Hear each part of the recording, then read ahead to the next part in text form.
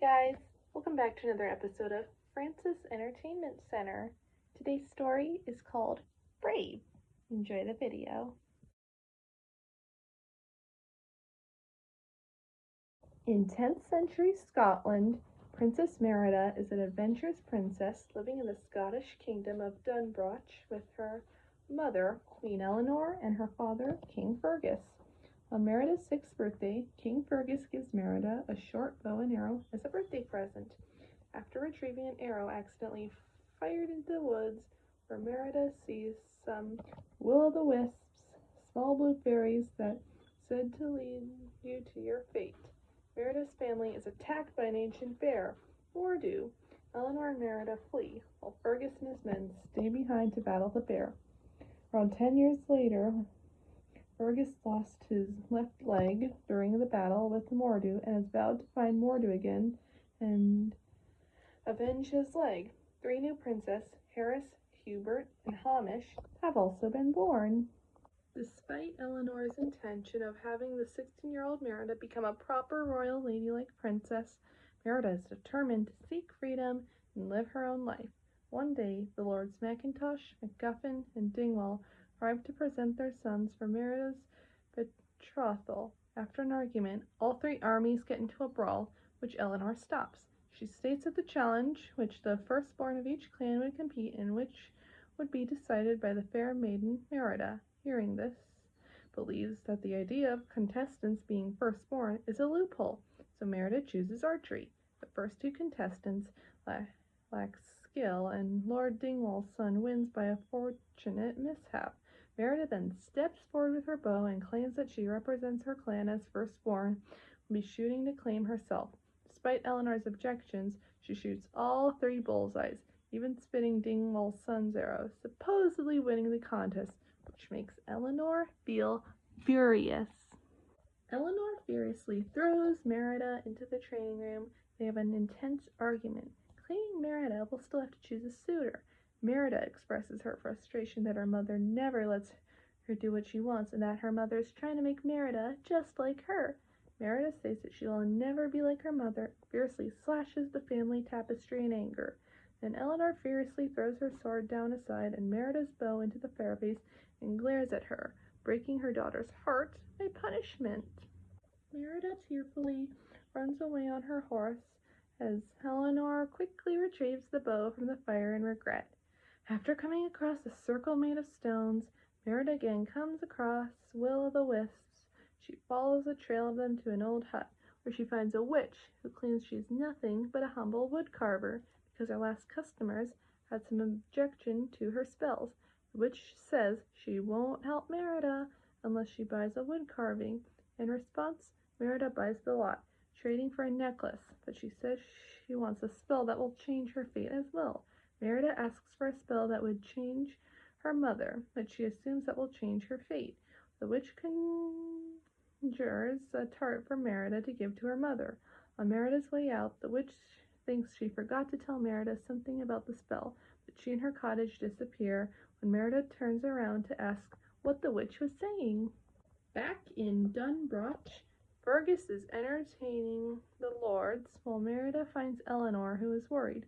After a brief conversation, Merida presents the tart to her mother, who takes a bite and immediately feels sick.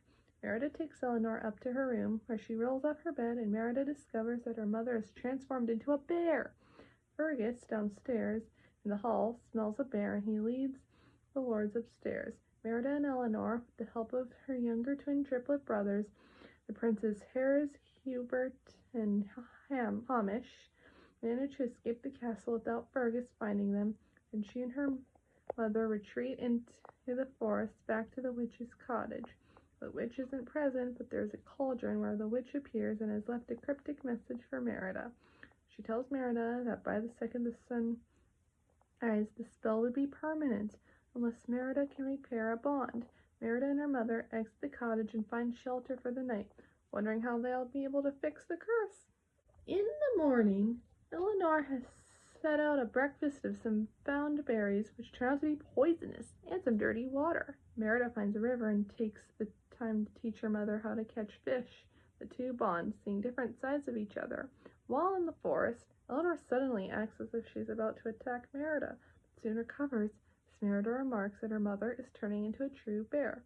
They then come across some wisps and are led to the ruins of an old castle. Merida falls down a pit onto an old throne room, which she realizes is the palace of the four brothers from Eleanor's story. She finds an old stone engraved with the four brothers, but finds a part with a brother that had been cut off, as when Merida had cut the tapestry of her own family earlier. She realizes the curse has happened before that, and the brother who'd gone on his own path is now Mordu. Then Merida is attacked by Mordu, who lives in the ruins, but she escapes with the help of her mother. Merida realizes Eleanor will become just like Mordu, turning into a real bear if they don't break the spell. They travel back to Dunbroch to sew the family tapestry back together, thinking that it will break the spell, to get Eleanor upstairs without being seen. Merida distracts her father and the lords who are fighting and thinking of starting a war on each other from the back of the room unseen.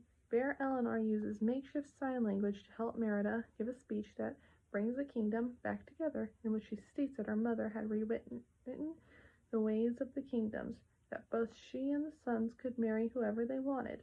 Everyone rejoices and travels outside, leaving Merida and Eleanor to make it up to the tapestry room.